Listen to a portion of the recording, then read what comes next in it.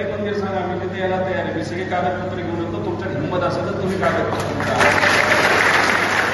हे सगळ्याच्या घेऊन अडकले होते. ते मंजूर करण्यासाठी परत वर्ष गेलं. त्यात म्हणलं की चला आता मतदारसंघात जावं, की दादांनी काहीतरी वेगळंच केलं. अजितदादांनी निर्णय बदलला. सरकार अजून एक काही त्यांना वाटेकरी आले आणि गेले दादा तिकडे साहेबांना सोडून. आणि मग ह्याच्यात काय झालं, पार्टी फुटल्यानंतर, कुटुंब फुटल्यानंतर साहेबांबरोबर राहण्याची भूमिका त्या ठिकाणी मी घेतली. मला तुम्हाला विचारायचं, साहेबांबरोबर मी राहिलो तुमचा लोकप्रतिनिधी म्हणून, हे योग्य केलं का चुकलं? तुम्ही माझ्या जागेवर असता तर काय केलं असतं? तेच मी केलं. आणि त्यामुळे तिथं अख्ख्या महाराष्ट्रामध्ये साहेबांबरोबर फिरावं लागलं, नियोजन बघावं लागलं. मग म्हणलं की आता चला, आता नियोजन झालं, सगळीकडे वातावरण चांगलं झालं, आता काय तर लोकसभेचं इलेक्शन लागलं. आणि जबाबदारी कुठली दिली तर बारामतीची दिली. लय आवड होती तिथं. इथं जसा मारा झाला तिथेही मारा झाला, तिथं जास्त झाला. कशाचं ते तुम्ही समजून घ्या. आणि काय काय चुकीच्या प्रवृत्तीचे नाही तर जे कुणी असतील अशी लोक सुद्धा दादाचा प्रचार करण्यासाठी बारामतीमध्ये होते. आणि म्हणजे काय झालं ते तुम्हाला सगळ्यांना माहिती, निकाल लागला, मग आता मोकळं झालं, मग आता मतदारसंघात आलं. या सगळ्या प्रक्रियेमध्ये काय झालं की जे लोक तिथे माझ्या संपर्कात होते, भेटायचे, गावात गेलो, कुठेही गेलो, जे भेटायचे त्यांची कामं मी करत गेलो. जे सामान्य लोकांची कामं असतात, पिण्याचं पाणी दुष्काळाच्या वेळेस आम्हाला कुठेही बनवून फिरावं लागू नये, ते घरापर्यंत पोहोचवं, ते आपण न भेदभाव करता ते पोहोचवलं. त्यानंतर आरोग्य व्यवस्था चांगली असावी, आपण 8 अँब्युलन्स आता चालवते. 8 1,24,000 लोकांना आपण सेवा दिलेली आहे. पिण्याच्या पाण्याच्या बाबतीत आपण सर्व गावांमध्ये योजना मंजूर केलेल्या आहेत. अशी बरेच काही कामं केली. मी काय वेगळं बोलणार नाही, पण एक गोष्ट माझ्याकडनं झाली की ह्याच्यामध्ये मला निवडून आणण्यासाठी तुमच्यातले अनेक लोकांनी प्रयत्न केले, पण मी ठराविक लोकांनाच भेटत गेलो. कारण ती ठराविक लोकच मला भेटत राहिली. तुमच्या या कार्यकर्त्यावर म्हणजे अप्रत्यक्षपणे तुमच्यावर ईडीची कारवाई झाली. त्यांना असं वाटलं की आता तरी गप्प बसेल, शांत बसेल, युवा संघर्ष यात्रा आपण काढली. नाही ना, उलट तिथं जाऊन पण भाषण ठोकलं. हे का ही ताकद माझ्यामध्ये आहे? कारण तुमचा संदेश मी बघितलाय ना, पूर्वीच्या 25 वर्षामध्ये या भागाने काय काय बघितलंय, त्यातून तुम्ही कसं तुमच्या कुटुंबाला पुढे घेऊन गेलेला आहात, तुमच्या अख्ख्या तालुक्याला पुढे घेऊन गेलेला आहात, हे मी बघितलंय. आणि माझ्या आधीच्या व्यक्तीने ज्या चुक्या केल्या त्या चुका होणार नाही याची क्षमता, याची काळजी त्या ठिकाणी मी घेतलेली आहे. म्हणून तर शेवटच्या घटकापर्यंत आम्ही पोहोचलो.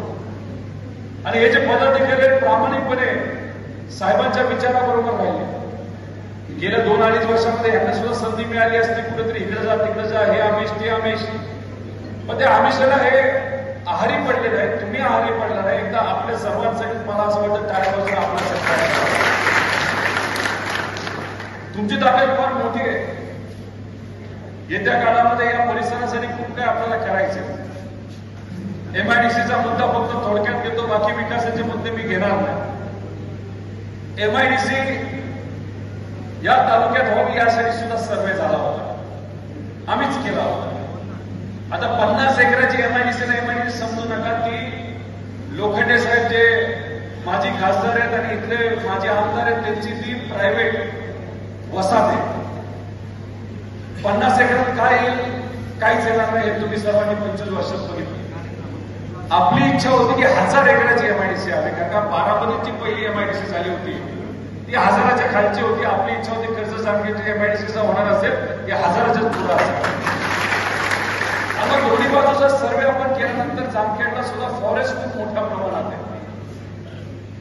हनुमंतराव बोलले त्यांचा जो भाग आहे तिथं थोडीशी जमीन आपल्याला मिळत होती, पण एमआयडीसीचे लोक आल्यानंतर ते म्हणाले की जो घाट आहे तो घाट तिथं असल्यामुळे ज्या मोठ्या कंपन्या त्या कदाचित तिथं येणार नाही, कारण घाटामुळे मोठ्या मोठ्या ट्रकाला अडचण येऊ शकते.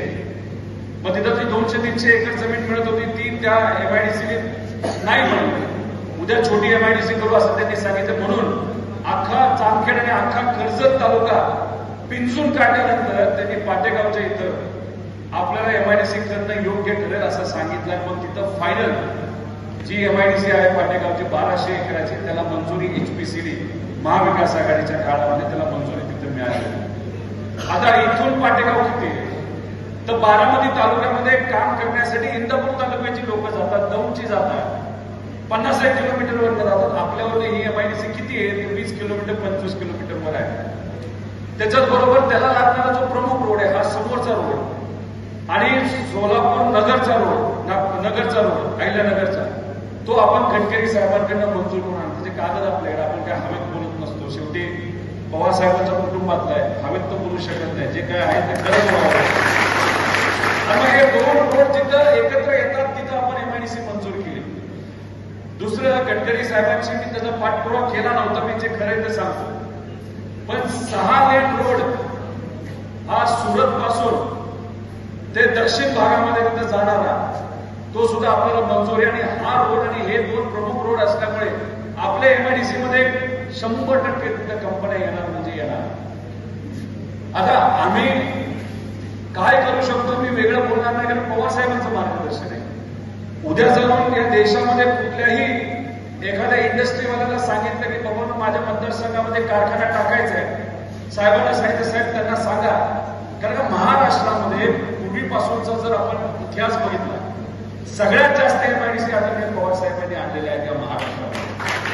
आणि त्या एमआयडीसी मध्ये जे कोणी छोटे छोटे व्यावसायिक होते ज्यांना पहिल्यांदा तिथं पवार साहेबांमुळे संधी मिळाली, ते व्यावसायिक आज मोठे झालेले आहेत. लाखो कोटी रुपये ते लोक विविध राज्यामध्ये तिथं इन्व्हेस्टमेंट करतात. मग अशा लोकांना सांगितल्यानंतर आपल्या या कर्जतच्या एमआयडीसी मध्ये कधीच इन्व्हेस्टमेंट येऊ शकते. आम्ही काय लोकांना भेटलोय, पण नाही आमच्या विरोधकाला काय ते पचत नव्हतं, थांबवलं त्यांनी ते काम. आणि मग कुठेतरी फॉरेस्टवर गेलं, ते फॉरेस्टने पण नाकारलं. बरंच काय आता गोंधळ करत बसले, जाऊ दे त्यांना, ते कडक कपडं घालणाऱ्या लोकांना जे काय करायचं ते करू द्या. अहो, संत गितेबाबांचा सुद्धा विकास आराखडा यांनी अडवला.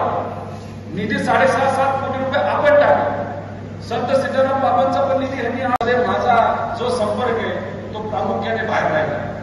मग आता म्हणलं चला काम मंजूर केली, चला मतदारसंघात जावं. आणि जसं मतदारसंघाकडे जायचा वेळ आला की शिंदे साहेबांनी काय केलं, गुवाहाटीला गेलं, ते जे काय झालं सरकार पडलं, बदललं सरकार. काय